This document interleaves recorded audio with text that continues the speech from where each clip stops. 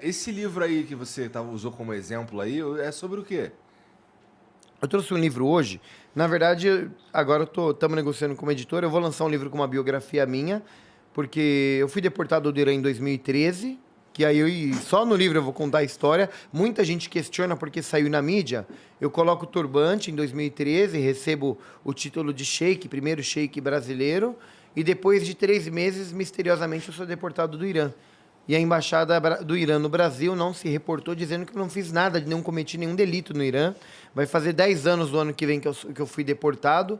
Até falei que eu vou fazer uma festa, 10 anos da deportação do Sheik Rodrigo, porque me acusaram de inúmeras coisas que nunca provaram nada, que eu era espião americano, e tudo mais. E eu trouxe um livro hoje de um amigo que é o Guilherme Brito, que ele fez um livro e eu acompanhei porque eu e o padre trabalhamos ativamente durante os 2 anos de pandemia, fortemente, todos os dias ali, em formas diferentes e tudo mais.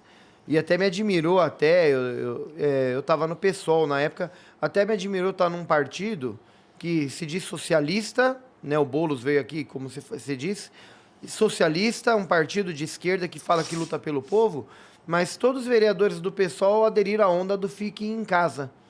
E que para dar exemplo, então quer dizer, fique em casa, use máscara, use álcool em gel. Esqueceu que tinha 35 mil pessoas em situação de rua jogadas nas ruas, aumentando, a fome aumentando, o despejo aumentando e tudo mais, e não tinha ninguém na rua. Era o padre Júlio Lancelotti de um lado, o Sheik Rodrigo do outro, e algumas pessoas ou outras ali tentando ajudar. E o Guilherme, ele é um escritor, né? Ele mora em Mariporã e ele fez esse livro acompanhando esses 2 anos sobre o trabalho da pandemia do Padre Júlio. E ele colocou o nome do livro, ele está no meio de nós. Nossa, legal. Né? Eu trouxe para presentear você, inclusive. Muito obrigado, cara. Mas é muito interessante, porque assim, quando você fala da população em situação de rua, né? É um caso, é um ato polêmico, é um assunto polêmico. Uhum. Quando você fala da questão do povo da situação de rua no âmbito governo e justiça, a justiça ela é a justiça do homem. Roubou, tem que pagar uma penalidade. Eu acredito que eu aprendo muito com o padre Júlio Lancelotti, na verdade. Depois eu até te conto a história de como que a gente fez essa muito curioso união. Pra saber como é que mas padre e um sheik se juntaram. A justiça dentro da religião, ela é baseada não só em justiça, ela é baseada em misericórdia. Por isso que a gente não julga as pessoas. Porque ele é usuário. Porque ele é homossexual. Porque ele cometeu um delito no passado. Então, nós trabalhamos com a justiça, mas com a misericórdia acima da justiça. O Alcorão Sagrado tem 114 capítulos e tem 114 frases que começam no Alcorão Sagrado, escrito em nome de Deus, o Clemente e o Misericordioso. Então, em todos os capítulos do Alcorão Sagrado, com exceção de um, que fala de guerra, então não começa em nome de Deus, fala em nome de Deus, o Clemente e o Misericordioso.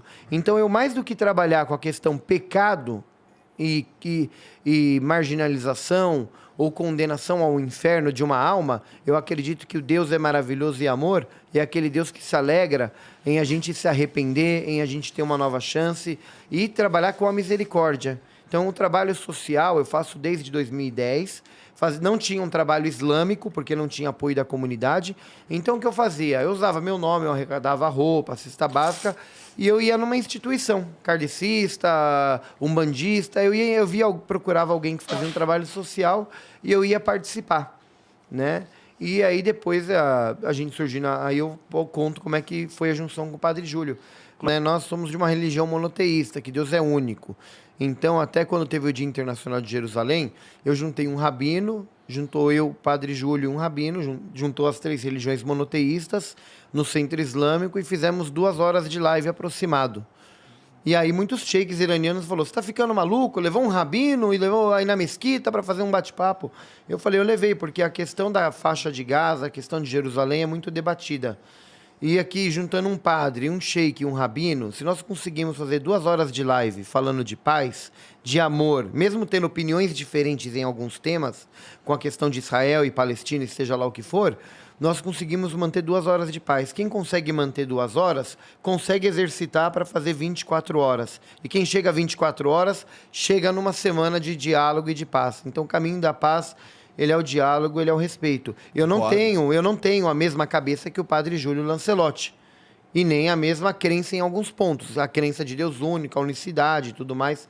Mas eu sou muçulmano, ele é um líder, é um servo cristão, né? E eu sou um servo muçulmano. Obviamente já vê uma grande diferença aí. Mas o que une, né? Une que Deus é único, une que a função da religião é servir. Eu acabei me tornando um sheik diferenciado, porque a maioria dos sheiks, e eu sou muito criticado por criticar, os sheiks vêm para o Brasil, eles acreditam que eles têm que ser servidos.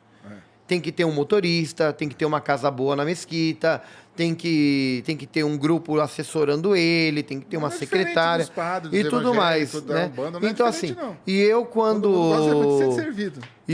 eu comecei o meu trabalho social na Mesquita do Brás, eu tinha um salário bom do governo iraniano, eu chegava a ganhar até quase 20 mil reais por mês, que para mim era um ótimo salário, eu tinha bastante privilégio, ganhava bilhete de avião, viajava bastante.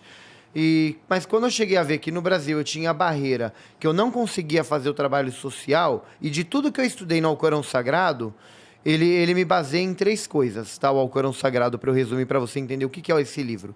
Né? Um fala de ética e boa conduta, né? O outro ele vai falar de jurisprudência, aquilo que é pecado, aquilo que não agrada a Deus e desagrada a Deus e aquilo que agrada.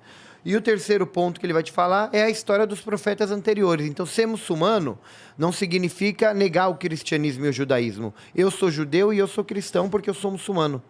Então, porque eu acredito em Jesus, estou esperando a volta de Jesus, assim como eu acredito que o padre também aguarda a volta de Jesus, assim como os judeus acreditam na vinda de um Messias, por exemplo, né? Então, isso daqui nos une. E de tudo que eu estudei no Alcorão Sagrado, a hora que você fala de ética, boa conduta, tem uma frase no Alcorão Sagrado, que eu vou até te presentear futuramente, enviar um Alcorão, você vai ler que o Alcorão Sagrado várias vezes fala, faça a oração e pague o zakat.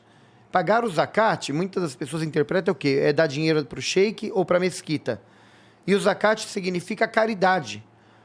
Então o que acontece? Eu via que os muçulmanos faziam as 5 orações no dia, mas esqueciam da caridade. Então, quer dizer, por quê? Porque a maioria da colônia libanesa que vem para o Brasil, eles vêm para cá para trabalhar, ganhar dinheiro e fazer a vida deles no Líbano, ajudar a família deles, do Iraque, seja lá de onde for. Eu sou brasileiro. Quando eu vim para cá, eu falei, a minha função, a minha obrigação é com o meu país. Então, eu comecei um trabalho social. Quando eu comecei a sofrer críticas no meio da comunidade pelo trabalho que eu fazia, o sheik foi no centro de Umbanda. Levou coisa da mesquita para o centro de Umbanda. Uma vez a secretária falou para mim, essas roupas que estão aí não é para doar para essas pessoas, é para doar para muçulmanos. Aí eu falei, então me apresenta um muçulmano pobre, nós estamos no meio do Brás. Será que não tem pobre, não tem gente que precisa para doar? Não, mas é só para muçulmano. Então, aos poucos, eu fui me desligando da mesquita, fiquei sozinho, fiquei sem mesquita, já tinha sido deportado do Irã. A mesquita do Brás, em determinada época, chegou a me proibir pelas minhas posições como líder religioso, me proibiram de entrar na mesquita do Brás. Saiu uma matéria no Estadão chamada Intrigas no Reino de Alá, na capa do Estadão. Aí eles falaram, o sheik está falando mal da mesquita agora no jornal, na mídia, né? Então eu acabei virando uma figura muito polêmica, na verdade. Mas essas polêmicas eram para o bem, porque 40 anos de Mesquita do Brás, você vê que não tem brasileiros muçulmanos, ou você conta nos dedos quantos têm fé e conhecem o islamismo. Então eu acabei gerando uma mini revolução islâmica dentro do islamismo, corrigindo a minha religião. Os muçulmanos, tem muito sheik que, para trazer as pessoas para o Islã, vai falar mal do cristianismo, vai falar mal do judaísmo, vai falar mal do evangélico. E eu faço o contrário. Eu convido o pastor para vir no Centro Islâmico, o pai de santo, o padre Júlio. Aquele que quiser, estiver aberto ao diálogo, eu convido, mesmo com as críticas.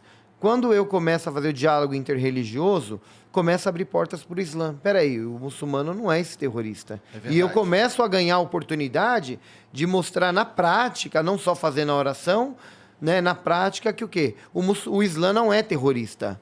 E se falar de terrorismo, por exemplo, que tem aquela questão sunita ou xiita, que fazem muito essa briga, até no Brasil tem essa crítica, eu falo, se você for falar de terrorismo, que nem xiita levam como extremista.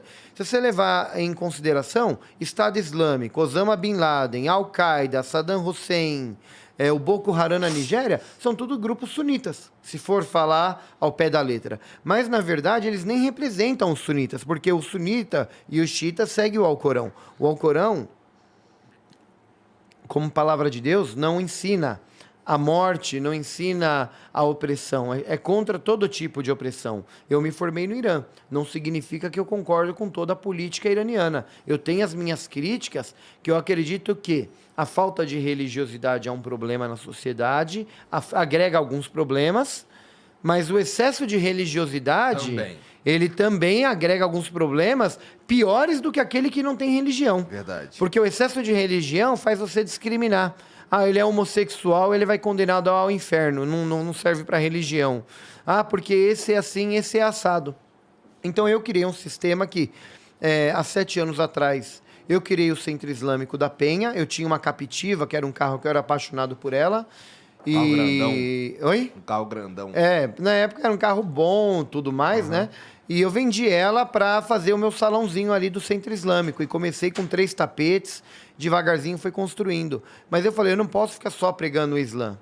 E eu comecei a fazer os trabalhos sociais de picadinho. Se eu Aí- posso